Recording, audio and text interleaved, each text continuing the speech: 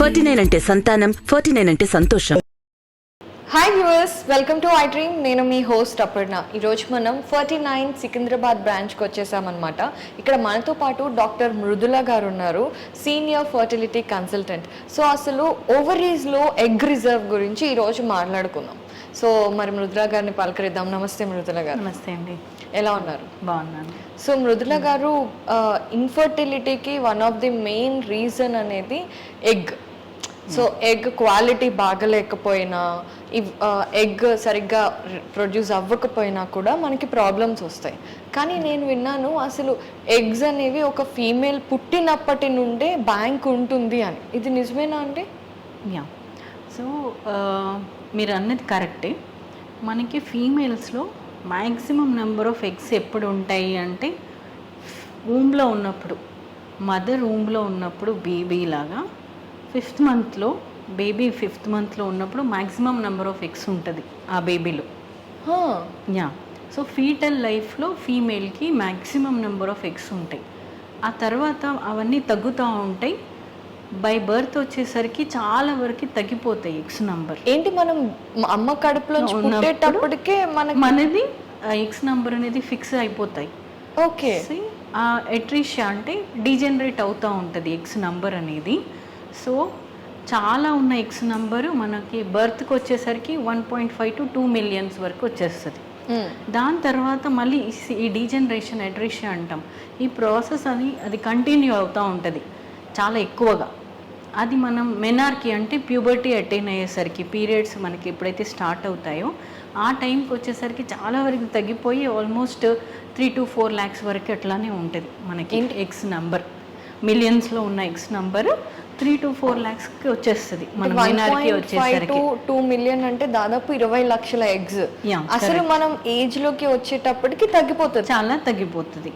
So ఈ menarche attain అయ్యేసరికి ఉన్న ఎగ్స్లో మళ్ళీ ఇది సేమ్ అట్రిషియా డీజనరేట్ అవుతూ ఉంటుంది ఎగ్స్. అండ్ అప్పటి నుంచి ఎగ్ డెవలప్మెంట్ కూడా స్టార్ట్ అవుతుంది, ఓవ్యులేషన్ అవ్వడం అనేది స్టార్ట్ అవుతుంది ఆఫ్టర్ ప్యూబర్టీ.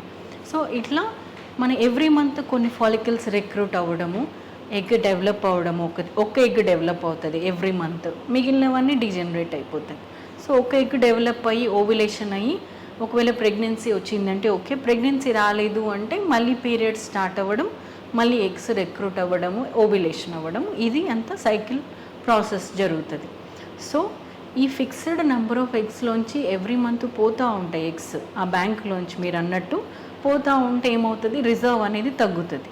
అది అందరికీ జరిగేది, ఎవ్రీ ఫీమేల్. సో ఒక్కొక్కరికి కొంచెం ఎర్లీగా ఇంకా తొందరగా డిప్లీట్ అవ్వచ్చు. ఇప్పుడు అది ఎట్లా దేని మీద డిపెండ్ అవుతుంది అంటే జీన్స్ మీద డిపెండ్ అవుతుంది, అండ్ మనకి ఎన్వైరన్మెంట్ మీద డిపెండ్ అవుతుంది, మనం లైఫ్ స్టైల్ మీద డిపెండ్ అవుతుంది. ఈ డిప్లీషన్ అనేది అందరికీ జరిగేది. కొంతమందికి యంగర్ ఏజ్లో ఎక్కువ డిప్లీట్ అవ్వచ్చు. 35 ఏదైతే మనకి మెల్లిగా తగ్గుతుంది అని చెప్పాను, అది 35 తర్వాత ర్యాపిడ్గా తగ్గుతుంది అందరికీ. సో ఈ ర్యాపిడ్గా తగ్గేది ఏదైతే ఉందో కొంతమందికి ముందే స్టార్ట్ అవ్వచ్చు ర్యాపిడ్గా తగ్గడం. అంటే 25 yearsకి ర్యాపిడ్గా తగ్గడం అనేది స్టార్ట్ అవుతుంది వాళ్ళ జీన్స్ వల్ల, ఫ్యామిలీ హిస్టరీ వల్ల. కొంతమందికి వాళ్ళ లైఫ్ స్టైల్ వల్ల, అంటే ముందు రిజర్వ్ బాగుంది బట్ వాళ్ళకి సరిగా స్లీప్ లేదు, చాలా స్ట్రెస్ ఉండడం, ఒబేసిటీ, దాని తర్వాత స్మోకింగ్, కొంతమందికి స్మోకింగ్, ఇలాంటి హ్యాబిట్స్, ఇవన్నీ కూడా ఇవి ఇంకా ర్యాపిడ్గా తగ్గడానికి ఎక్కువ చేస్తూ ఉంటుంది కారణం ఉండొచ్చు. So life style, environment, genetic effects ఇవన్నీ ఉంటాయి మనకి ఎగ్ రిజర్వ్ తగ్గిపోవడానికి. అయితే డాక్టర్ మృదుల గారు, చాలామంది కామన్ పీపుల్కి వచ్చే డౌట్ ఏంటంటే, ఇప్పుడు మనకి పీరియడ్ స్టార్ట్ అయిన తర్వాత మనకి ఓవులేషన్లో తెలిసిపోతుంది, ఎగ్ డిశ్చార్జ్ అనేది కూడా మనకి తెలిసిపోతుంది కదా. మరి పుట్టినప్పటి నుండి బేబీస్ ఇలా ఉన్నప్పటి నుండి ప్యూబర్టీలోకి వచ్చేంత వరకు ఎగ్ ఇది అయిపోతూ ఉంటాయి, డీజనరేట్ అయిపోతూ ఉంటాయి. ఎప్పుడు మనకి ఆ డీజనరేషన్ ఇదేమి మనకు కనిపించదు, this no fluid coming out. So మనకి ప్యూబర్టీ అయ్యాక జరిగే చేంజెస్ వేరే ఉంటాయి, ప్యూబర్టీకి ముందు ఉండే చేంజెస్ వేరే ఉంటాయి. ఇక్కడ ఎగ్ డెవలప్ అవ్వదు, అంటే మనకి 18 mm వరకు డెవలప్ అయ్యి ఓవ్యులేషన్ అవ్వడం మీరు చెప్పేది ఎగ్ డెవలప్మెంట్. మనకి ప్యూబర్టీకి ముందు ఓవ్యులేషన్ అనేది ఉండదు, జస్ట్ ఎగ్స్ అనేది డీజనరేట్ అవ్వడం మాత్రమే ఉంటుంది, అడ్రెషియా అంటాం. ఓకే. సో అక్కడి వరకే ఆగిపోతుంది. సో కొన్ని చాలా అంటే మైక్రోస్కోపిక్ లెవెల్లో ఉంటాయి, మైటోటిక్ డివిజన్స్, మియోటిక్ డివిజన్స్. మనకి ఎగ్ డెవలప్ అయ్యి ఓవులేషన్ అవ్వాలంటే మియోసిస్లో ఆగిపోయిన ఎగ్స్ మళ్ళీ మియోసిస్ అనేది. సో ఇవన్నీ చాలా చాలా మైక్రోస్కోపిక్ లెవెల్లో. ఓకే. బిఫోర్ జరిగేది వేరు, ఆఫ్టర్ మెనార్కి జరిగేది డెవలప్మెంట్ వేరే ఉంటుంది. So coming to this genetic రీజన్స్ని పక్కన పెడితే మీరు లైఫ్ స్టైల్ చేంజెస్ వల్ల, స్లీప్ అండ్ స్ట్రెస్ వల్ల కూడా తొందరగా డీజనరేట్ అయిపోవటం, తొందరగా ఎగ్స్ డిస్ట్రాయ్ అయిపోవటం జరుగుతుంది అని అంటున్నారు కదండి. సో ఇప్పుడు ఆల్రెడీ మనకి ప్యూబర్టీలోకి వచ్చేటప్పటికే only 4 lakhs or 5 lakhs in an average ఉంటాయి. అండ్ ఇప్పుడు పెళ్ళిళ్ళు చేసుకునే వాళ్ళందరూ కూడా +25లోనే చేసుకుంటున్నారు. సో అండ్ ప్రెగ్నెన్సీ ప్లాన్ చేసుకునేటప్పటికి 28 to 32 ఇన్ బిట్వీన్ చేసుకుంటున్నారు. సో అప్పటికి అసలు యావరేజ్గా మీరు చూస్తున్న జనరేషన్లో అసలు యావరేజ్గా ఎంత ఉంటుంది కౌంట్? ఇప్పుడు మనకి నేను ఏదైతే నెంబర్ చెప్పానో ఆ ఎగ్స్ అన్ని మనకు కనిపించే ఎగ్స్ కాదు. Okay. So total number of eggs అది మనకి కనిపించేది ఏంటి, ఎగ్స్ కొంచెం వరకు డెవలప్ అయినవి మాత్రమే మనకి అల్ట్రాసౌండ్లో కనిపిస్తుంది. ఓకే. సో యాంట్రల్ ఫాలికల్స్ అంటాం అల్ట్రాసౌండ్లో కనిపించేవి. ఈ యాంట్రల్ ఫాలికల్స్ ఎన్ని ఉన్నాయని కౌంట్ చేసుకున్నప్పుడు మనకి ఒక ఐడియా వస్తుంది. అంటే వీళ్ళకి ఇంకా రిజర్వ్ అంటే ఏంటంటే మనకు కనిపించకుండా కూడా ఉండేవి రిజర్వ్ అంటాం. అవన్నీ మైక్రోస్కోపిక్, మన కంటికి కనిపించవు అల్ట్రాసౌండ్లో. అవి మనకు కొన్ని హార్మోన్స్ ద్వారా టెస్ట్ చేసినప్పుడు అది ఐడియా వస్తుంది. అంటే స్కాన్లో కనిపించకుండా అసలు వీళ్ళకి ఇంకా ఎంత పర్సెంటేజ్ ఆఫ్ ఎగ్స్ ఉంది అని తెలుసుకోవాలంటే కొన్ని బ్లడ్ టెస్ట్ చేయొచ్చు. దాంతోపాటు స్కాన్లో కనిపించే ఎగ్స్ నెంబర్ని కౌంట్ చేసుకుంటే ఓకే రిజర్వ్ బాగుందా లేదా అనేది తెలుసుకోవచ్చు. యూజువల్గా అట్లీస్ట్ మనకి AFC యాంట్రల్ ఫాలికల్ కౌంట్ అంటాము on 2nd day or 3rd day of menstrual cycle scan చేసినప్పుడు ఏవైతే ఫాలికల్స్ కనిపిస్తున్నాయి 2 to 10 mm మధ్యలో ఉండే ఫాలికల్స్ని యాంట్రల్ ఫాలికల్స్ అంటాం. అవి కౌంట్ చేయాలి 2 ovaries-లో. కౌంట్ చేసినప్పుడు అట్లీస్ట్ 8 ఉన్నాయి ఈచ్ ఓవరీలో అన్నప్పుడు వాళ్ళది రిజర్వ్ బాగుంది అని మనం చెప్పొచ్చు. సో చాలా తక్కువ ఉన్నాయి, <4 ఉన్నాయి అనుకోండి ఈచ్ ఓవరీలో, సో వాళ్ళ రిజర్వ్ తక్కువ ఉన్నది అనేది మనకి ఐడియా వచ్చేస్తుంది. మళ్ళీ అది కన్ఫర్మ్ చేసుకోవడానికి మనం హార్మోన్స్ కూడా చెక్ చేసుకోవచ్చు. నార్మల్గా ఉంది నంబర్ బాగుంది అంటే మనం వేరే టెస్ట్లు అవసరం లేదు మోస్ట్లీ. బట్ ఏజ్ ఎక్కువ ఉన్నా లేదంటే మనకి నంబర్ తక్కువ కనిపించినా మనం వేరే బ్లడ్ టెస్ట్ ద్వారా వాళ్ళకి రిజర్వ్ అనేది చెక్ చేయొచ్చు. ఓకే. సో అంటే ఇలా మీరు చెప్పినట్టుగా మనకి బ్లడ్లో ఓవరీస్లో ఎగ్స్ తక్కువ ఉన్నప్పుడు వెంటనే ఫర్టిలిటీకి ట్రై చేస్తే అప్పుడు ఏ అదర్ సోర్సెస్ అవసరం లేకుండా మనం ఫర్టిలైజ్ అవ్వచ్చా ఈజీగా? సో ఒకవేళ వాళ్ళకి ఎగ్ రిజర్వ్ తక్కువ ఉంది, ఒక పేషెంట్ వచ్చారు వాళ్ళది ఓవేరియన్ రిజర్వ్ తక్కువ ఉంది అనుకోండి, సో వీళ్ళకి ఆప్షన్స్ కొంచెం ఫాస్ట్గా ఇస్తాము. అంటే ఫర్టిలిటీ ట్రీట్మెంట్ ఆప్షన్స్ ఎవరికైతే రిజర్వ్ నార్మల్గా ఉంది, ఏజ్ యంగ్ పేషెంట్ అనుకోండి, వేరే ఏవి లేవు అంటే స్పర్మ్ కౌంట్ నార్మల్గా ఉంది, వేరే ప్రాబ్లమ్స్ ఏమీ లేవు అన్నీ బాగానే ఉన్నాయి అన్నప్పుడు వాళ్ళని న్యాచురల్గా ట్రై చేయమని చెప్తాం. అట్లీస్ట్ ఫర్ 3 months న్యాచురల్గా ట్రై చేయండి ఏం ప్రాబ్లం లేనప్పుడు.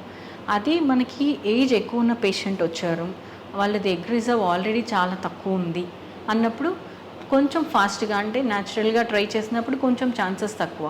సో వేరే మెథడ్స్ IUI లేదంటే IVF. IUIలో కొంచెం న్యాచురల్గా కంపేర్ చేసినప్పుడు కొంచెం ఎక్కువ ఛాన్సెస్ ఉంటాయి ప్రెగ్నెన్సీకి, 10 to 15% ఉంటుంది ఒక సైకిల్లో. లేదు ఒకవేళ మల్టిపుల్ ప్రాబ్లమ్స్ ఉన్నాయి అంటే ఏజ్ ఎక్కువ ఉంది, ఎగ్స్ నంబర్ తక్కువ ఉంది, స్పర్మ్ కూడా ఇష్యూ ఉంది అనుకోండి, అంటే స్పర్మ్ కౌంట్ కూడా తక్కువ ఉంది అన్నప్పుడు వాళ్ళు ఇంకా వెయిట్ చేస్తూ ఉంటే ఇంకా ఎగ్స్ తగ్గే ఛాన్స్ ఉంటుంది. కాబట్టి కొంచెం అడ్వాన్స్డ్ మెథడ్స్, చాలా తక్కువ ఉంది స్పర్మ్ కౌంట్ అంటే డైరెక్ట్గా IVF అనేది అడ్వైస్ చేస్తాం. సో అది ఒకటే ప్రాబ్లమా, మల్టిపుల్ ప్రాబ్లమ్స్ ఉన్నాయా, ఏజ్ ఎంత ఉంది పేషెంట్ది, ఇవన్నీ చూసుకొని యూజువల్గా మనం ఆప్షన్స్ ఇస్తాం పేషెంట్కి. So this can come to a technical question, ఏమో మరి నాకు తెలియదు.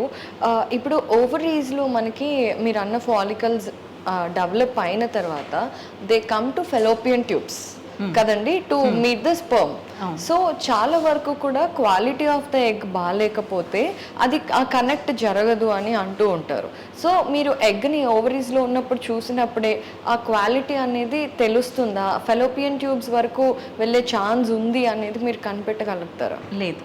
సో మనం ఎప్పుడైనా అల్ట్రాసౌండ్ చేసినప్పుడు ఓన్లీ ఎగ్ చుట్టూ ఉండే బ్యాగ్ మాత్రమే మనకు కనిపించేది. Egg is also a cell, అంటే మనకి సెల్స్ కనిపించదు, మైక్రోస్కోపిక్ అవి, ఓన్లీ మైక్రోస్కోప్లోనే we can see an egg.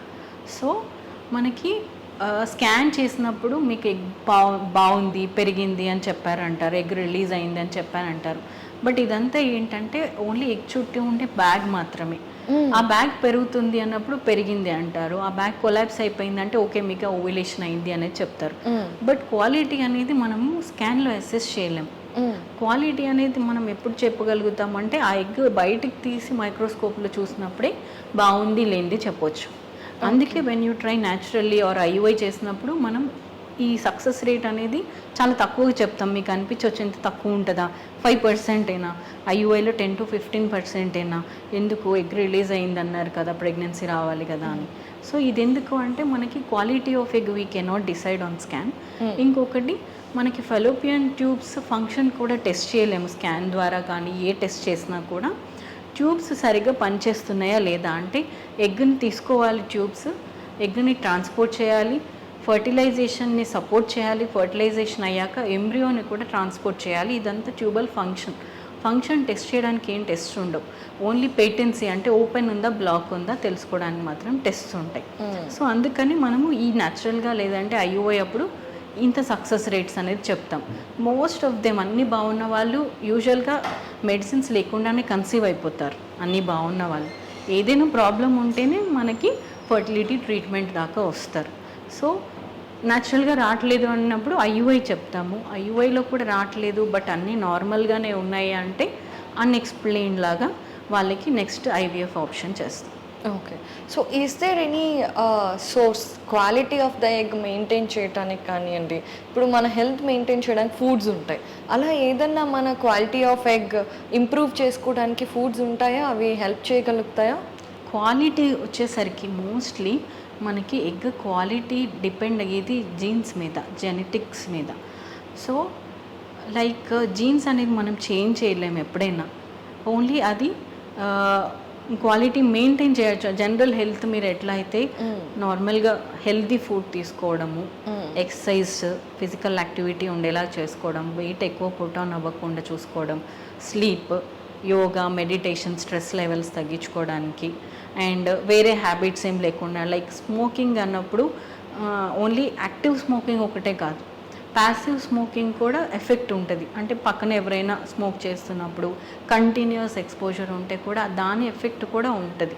So ఇవన్నీ కూడా చూసుకోవాలి. సో ఇవన్నీ చూసుకున్నప్పుడు మీ quality of egg will be maintained like that. మనం ఏ చేసినా కూడా ఇంప్రూవ్ అయిపోతుంది మీది. అండ్ నంబర్ మెయిన్గా చాలామంది ఎగ్స్ తక్కువ ఉన్నాయి, మెడిసిన్ ఇస్తారా ఇంక్రీజ్ చేయడానికి నెంబర్ అంటే, ఈ నెంబర్ ఇంక్రీజ్ చేయడానికి మనకి మెడిసిన్స్ ఏది ఉండదు. ఉన్నవి సైజ్ పెరగడానికి మనం ఇంజెక్షన్స్, ట్యాబ్లెట్స్ ఇవ్వచ్చు. అండ్ క్వాలిటీ మెయింటైన్ చేసుకోవడానికి మీరు అన్నట్టు ఫుడ్, మంచి ఫుడ్, స్లీప్ అండ్ వేరే లైఫ్ స్టైల్ ఏదైనా వేరే ఉంది అంటే అది సెట్ చేసుకోవడం ద్వారా కొంచెం ఇంప్రూవ్మెంట్ అనేది చేసుకోవచ్చు. ఓకే. సో కామన్గా మీరు అన్నారు కదండి, అంటే particular amount of egg storage ఉంటుంది అనేసి. సో అటువంటి టైంలో ఇప్పుడు మనం లేట్గా వచ్చినప్పుడు మీ దగ్గరికి చాలా తక్కువ స్టోరేజ్తో ఉంటే మీరు ఎటువంటి ట్రీట్మెంట్స్ సజెస్ట్ చేస్తారు? ఓకే. సో కొంతమందికి ఏంటంటే ఇప్పుడు నేను చెప్పినట్టు రిజర్వ్ తగ్గిపోతుంది అని చెప్పాను ఏజ్ పెరిగిన కొద్దీ. కొంతమందికి కొన్ని రిస్క్ ఫ్యాక్టర్స్ ఉంటాయి. లైక్ ఎక్కువ age is one of the risk factors. More than 35 వాళ్ళకి ఆల్రెడీ తగ్గిపోయి ఉండొచ్చు రిజర్వ్, అదొకటి.